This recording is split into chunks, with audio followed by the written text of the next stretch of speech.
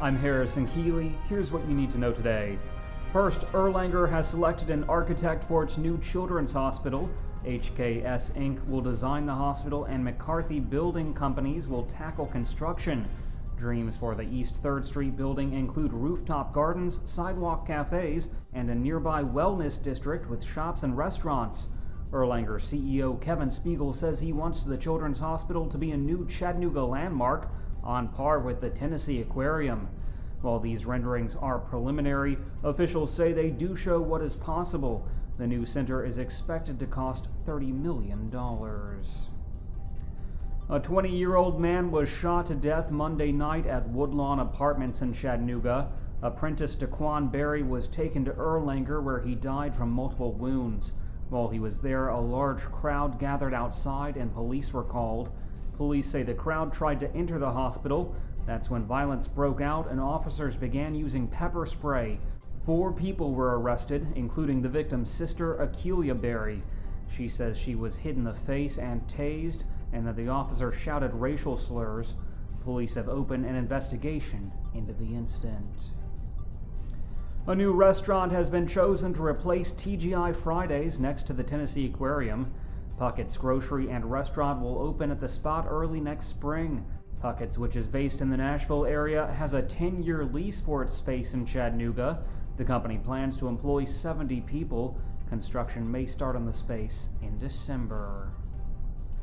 One of the largest remaining undeveloped tracts of land along the Tennessee River in Chattanooga may soon have a new owner. The 200-acre site at Lupton City is currently owned by Blue Cross Blue Shield. Now an Augusta, Georgia company has a contract to buy the land, which was listed at $10 million.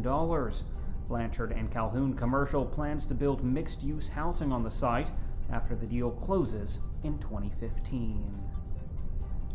A suspect has been arrested after a kitten was set on fire and killed in Cleveland, Tennessee. The 8-week-old kitten had burns to 90% of its body and died nearly 2 weeks after its injuries. Cleveland police say a $1,000 reward motivated a witness to come forward and led to the arrest. Now 31-year-old Gary A. Westfield has been charged with animal cruelty. He faces up to 6 years in prison and a fine of up to $3,000. A Polk County, Tennessee woman has been arrested after allegedly bribing voters. Joanne Cronin is charged with paying people to vote for certain candidates during the August election. The votes were said to have been bought with either $15 or a Xanax tablet, but that hasn't been confirmed. District Attorney Steve Crump says that kind of criminal activity has been accepted as part of life in Polk County for far too long and will no longer be tolerated. The TBI is also investigating illegal election activities in Monroe County. The UTC student accused of placing a hidden camera in a restroom at the Chattanooga Billiard Club has pleaded guilty. 21-year-old Justin Wilson was arrested in July after a patron found the camera, which contained footage from other local restrooms. Wilson will not be required to register as a sex offender. He has been sentenced to nearly a year of probation. Finally, a Chattanooga-based company is on the front lines of fighting Ebola in the United States. The company Safety Plus is responsible for decontaminating aircraft, vehicles, and treatment facilities where Ebola victims have been. It's one of just 2 companies in the nation approved by the EPA to clean up after the deadly virus. The company's president, Clay Wardlaw, is a Baylor School graduate.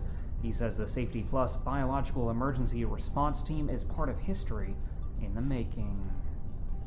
Turning to weather, today will be sunny with a high near 66 degrees. The low tonight will be around 40. That's it for today's newscast. Thanks for being with us. You can find more on these stories and breaking news all day long at timesfreepress.com.